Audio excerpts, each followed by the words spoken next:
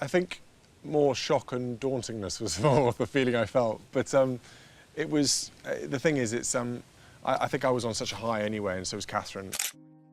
A massive theft of national assets and a sinister plot to commit arson to destroy the evidence have just been uncovered at the historic Forest Lodge. At the center of this earth-shattering scandal is none other than Queen Camilla.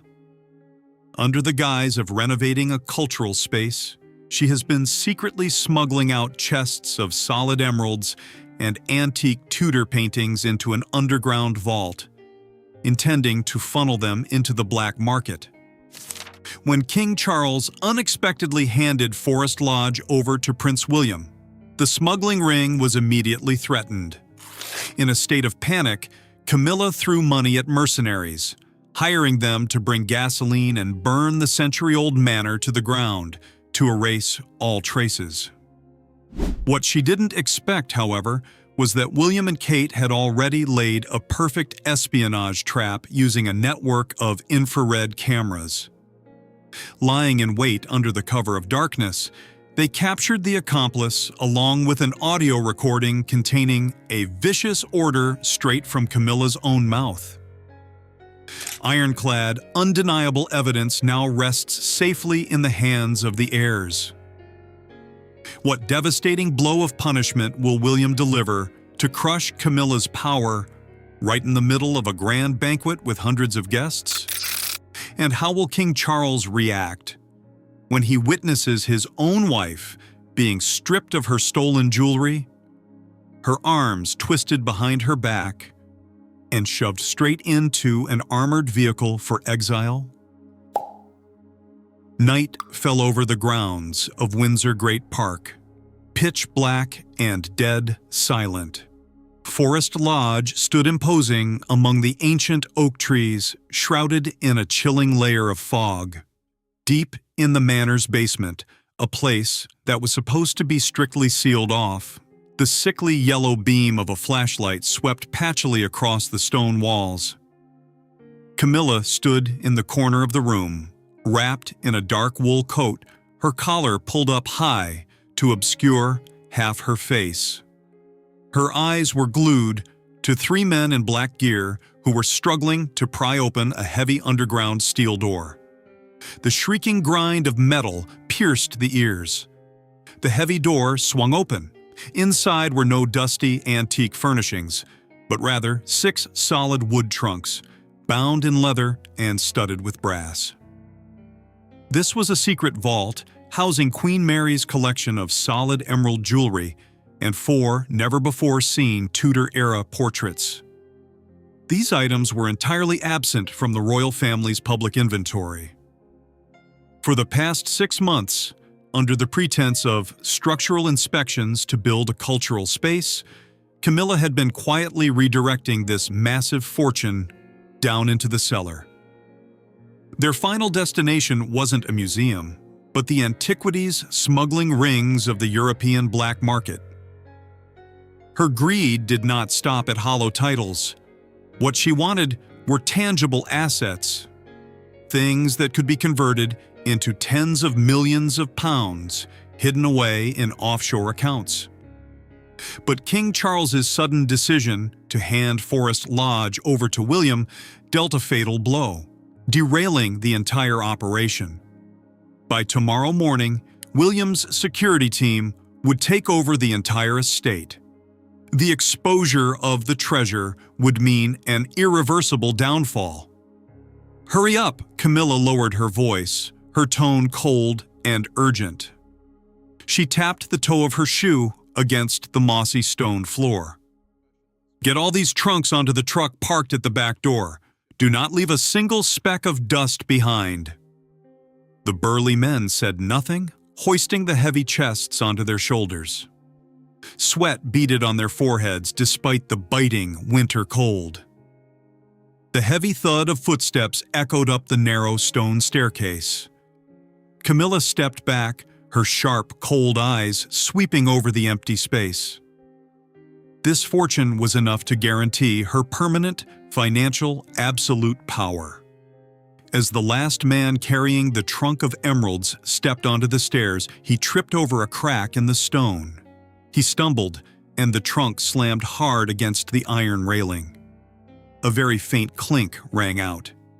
He cursed under his breath, quickly hiked the load back up on his shoulder, and melted into the dark night. Camilla stepped forward, locked the vault door tight, and carefully tossed the rusty key into a drainage ditch outside.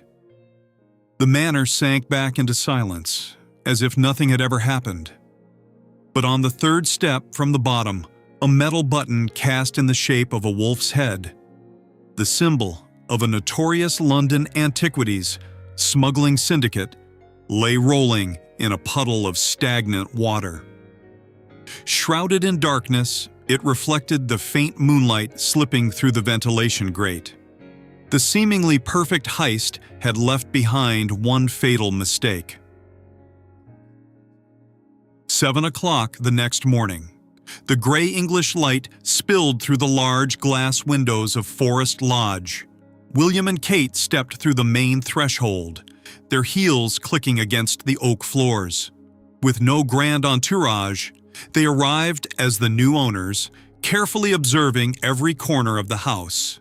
The air inside was thick with a musty smell, mixed with cheap chemical bleach, a clumsy attempt to mask the intrusion from the night before.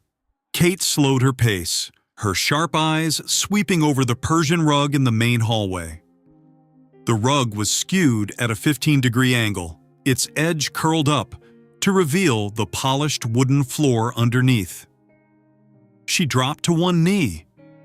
A deep, raw scratch trailed from the edge of the rug straight toward the hidden door leading to the basement. The scratch was fresh. The wood shavings hadn't even had time to change color. William approached, his eyes instantly turning sharp. Neither uttered a word, communicating solely through their gaze. They pushed the cellar door open. A freezing draft hit them straight in the face. Kate turned on her phone's flashlight, illuminating each winding stone step. On the third step, the beam flashed as it reflected off a tiny metal object. She leaned down, picked up the wolf head button, and placed it neatly in the palm of her hand. The metal was icy cold. Less than 30 minutes later, a black Land Rover pulled up to the courtyard. Princess Anne walked in, her face resolute, her strides decisive. Seeing the button on the living room table, Anne gave a faint smirk, her eyes radiating absolute disdain for traitors. "The Wolves' Syndicate," Anne said in a razor-sharp voice, tapping her finger against the table. "They specialize in smuggling illicit art across borders via cargo ships. Someone in the palace is secretly liquidating national assets into cash. Her greed has truly hit rock bottom." William gripped the armrest of the sofa. "How do we catch them without tipping them off? A public search right now will only give the mastermind an excuse to play the victim." "No police," Kate spoke up, her eyes gleaming with fierce determination. "If the police intervene now, she'll cut all ties, erase all account traces, and throw a scapegoat under the bus. We need to catch them red-handed. We need living proof." While the forces of justice were quietly casting their net, Camilla was sitting in her lavish palace drawing room. She took a sip of tea, smiling as she slid a thick envelope full of untraceable cash across the table to a notorious paparazzo. "Publish this immediately," Camilla ordered, her eyes unable to hide their malice. "Write that Kate is demanding the demolition of Forest Lodge's historic architecture just to build a private gym. Emphasize the sheer extravagance. Let them tear her apart." That afternoon, as Kate walked out of a children's charity event, dozens of paparazzi swarmed her like a disturbed hive of bees. Camera flashes erupted in blinding succession. Microphones were shoved aggressively into her face. "Princess, Are you planning to destroy Forest Lodge? How do you explain throwing taxpayer money out the window? Kate stopped in her tracks. Her bodyguards instantly formed a protective perimeter. Her eyes swept over the hostile crowd. She knew exactly where this vulgar attack originated. Camilla was using the media as a smokescreen. Kate didn't justify herself. She didn't look flustered. Maintaining a stone-cold expression, she stepped straight into her car. This cheap psychological warfare couldn't stop her. At that exact moment, back at Forest Lodge, William himself, alongside a loyal operative from his old SAS days, was dismantling the oak paneling. They drilled pinhole-sized gaps into the eyes of marble statues and threaded ultra-fine fiber optic cables along the ceiling. 40 motion sensor infrared cameras were implanted into every blind spot and dark corner of the manor, linked directly to a mobile server. The perfect trap was set. The fifth night since William took over the estate. The sky was gloomy, without a single star. 300 meters away from Forest Lodge, hidden behind a line of trees in a dark armored van, William and Kate sat motionless before a bank of surveillance monitors emitting a pale blue light. The tension in the van was as taut as a bowstring. Only the sound of soft breathing and the crackle of the radio could be heard. At exactly 2 in the morning, monitor number 4 flashed a red alert. The heat sensor at the west side gate had just been triggered. A tall, lanky figure slipped through the gap in the iron gate, wearing a raincoat with the hood pulled tight over his head. In his hands, he carried 2 large industrial plastic jerry cans, walking heavily but cautiously across the grass to avoid making a sound. He headed straight for the south brick wall of the building, where the ventilation system led directly down to the storage cellar. "Smells like gas," the SAS operative sitting next to William muttered, watching the man's actions on the screen. The thug was struggling to twist the cap off the plastic can. Kate squeezed William's hand. They hadn't come to steal the rest. They had come to destroy. A fire near the old heating system would be written off as an electrical fault. All evidence of the embezzlement would evaporate forever, along with the century-old manor itself. The perpetrator would rather burn national heritage to the ground than let her own stains be exposed. On the screen, the man began pouring the thick liquid along the base of the wall, splashing gasoline onto the wooden window frames. He took a few steps back and pulled a shiny metal Zippo lighter from his pocket. His thumb rested on the flint wheel. "Move!" William roared through the radio. The very second the Zippo's wheel was about to spark, 6 ultra-high-power halogen floodlights from the outbuilding roofs flicked on simultaneously, blazing as bright as daylight. Blinded and panicking, the man stumbled backward, dropping the lighter onto the grass. Before he could even regain his senses, 4 dark figures launched themselves from the oak branches and from behind the stone statues with terrifying speed. The SAS operatives closed in. A sickening crack echoed out as a rifle butt smashed into the back of the man's knee, sending him collapsing to the ground. 2 agents pinned him hard against the gasoline-soaked grass, twisting his arms violently behind his back and locking them tight with cold, steel handcuffs. Not a single shot was fired, just absolute subjugation through physical force. William stepped out of the shadows, his eyes as sharp as a razor, and walked right up to where the criminal was pinned flat. The operative searched the man's pockets, pulling out an old-school flip phone, an unregistered prepaid burner. William snatched the phone. He clicked on the voice messages. There was only one audio clip sent exactly 15 minutes ago. Amidst the dead silence, the phone's volume was cranked to the maximum. A hoarse woman's voice, filled with resentment and cruelty, rang out crystal clear. "Burn it to the ground. Leave absolutely nothing for those two. Once it's done, I'll transfer the remaining 300,000 to the offshore account." There was no mistaking it.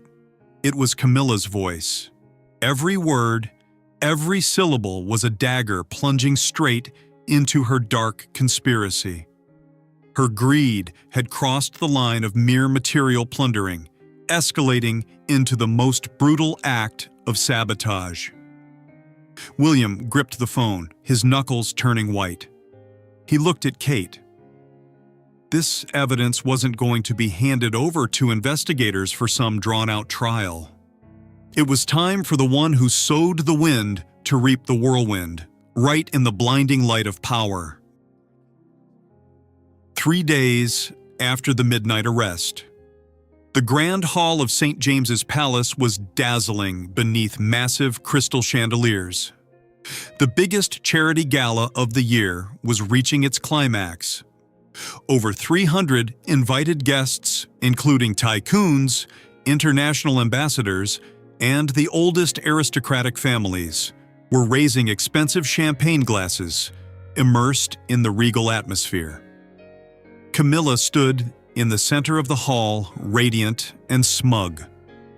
She was draped in a crimson velvet evening gown, her neck sparkling with the solid emerald and diamond necklace plundered directly from the underground vault at Forest Lodge. She was completely unaware that her henchmen had been neutralized. She firmly believed that by now the estate was nothing but a pile of ashes, and tomorrow's papers would be flooded with articles criticizing William. Camilla tilted her chin up, striding toward the podium, smiling as she soaked in the thunderous applause.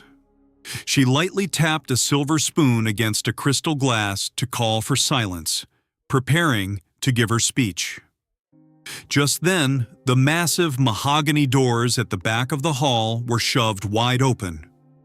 4 men in black suits blocked the outer security detail. Kate strode in, followed closely by William and Princess Anne. Kate wore a pitch-black gown, her face as cold as carved stone. Her eyes locked dead onto the podium. Instead of walking toward the guests, Kate veered off, taking long, decisive strides straight to the event's audio control booth. The technician raised a hand to stop her, but a murderous glare from William right behind her froze the man in his tracks, making him back away. Kate pulled a metal-cased USB drive from her clutch. She jammed it into the port of the main computer, her fingers flying across the keyboard before she shoved the volume slider to its absolute peak. The entire surround sound system of the Grand Hall emitted a piercing squeal of static, cutting off the smile freezing on Camilla's lips. And then, with no prelude, no explanation, the familiar voice boomed across the 4 walls, slamming into the ears of over 300 of the most powerful people in the room. "Burn it to the ground. Leave absolutely nothing for those two. Once it's done, I'll transfer the remaining 300,000 to the offshore account." The air in the Grand Hall thickened into concrete. The silence that crashed down was so terrifying you could hear a silver fork drop to the floor. Hundreds of eyes widened in absolute shock, simultaneously shifting from the massive speakers to the woman standing petrified on the podium. Camilla turned deathly pale, her lips trembling, unable to utter a single word. She looked around in panic. The donors she had just been eagerly shaking hands with were backing away as if she were a plague. Her aristocratic facade had been brutally ripped away, laying bare a despicable thief and saboteur. William slowly walked right up to the edge of the podium. His aura of authority was so overwhelming it completely crushed any attempt at resistance. He didn't argue. He didn't demand an explanation. All of your titles and privileges are officially stripped from this very second. William ground out, his steely voice echoing through the room. He gave a curt nod. 4 high-ranking royal security agents immediately stepped onto the stage. Ignoring Camilla's thrashing and the choked screams in her throat, 2 men roughly pinned her arms and twisted them behind her back. Another coldly reached out and unclasped the diamond necklace from her neck, the very evidence of her theft, with such decisive force that a red scratch flared up against her pale skin. King Charles stood in the corner of the room, his eyes squeezed shut, refusing to look at this ultimate disgrace. He offered no words of defense, silently signaling his consent to the brutal sentence his heir had just delivered. Camilla was dragged away from the podium, hauled past the rows of guests. Glances of contempt and disgust pierced through her like 1,000 needles. The great doors swung shut. Outside in the dark night, a specialized black transport van sat idling, waiting. There was no pity. The villain was shoved straight into the dark back of the van. The destination wasn't a holiday villa, but an ancient stone monastery, completely cut off from the world in the remote northern reaches of Scotland, where she would be permanently confined under house arrest, along with her own shame. William and Kate stood on the stone steps, watching the black van disappear into the night. Justice had been executed ruthlessly and definitively. Forest Lodge was saved. Princess Anne had stood firmly by William's side, from beginning to end, representing the justice and integrity of the dynasty. Are you looking forward to a new alliance of power between the heir apparent and this venerable royal aunt? Share your thoughts with us in the comments section. Remember to like, share, and subscribe for more. Also, click the next video showing on your screen. You will enjoy it.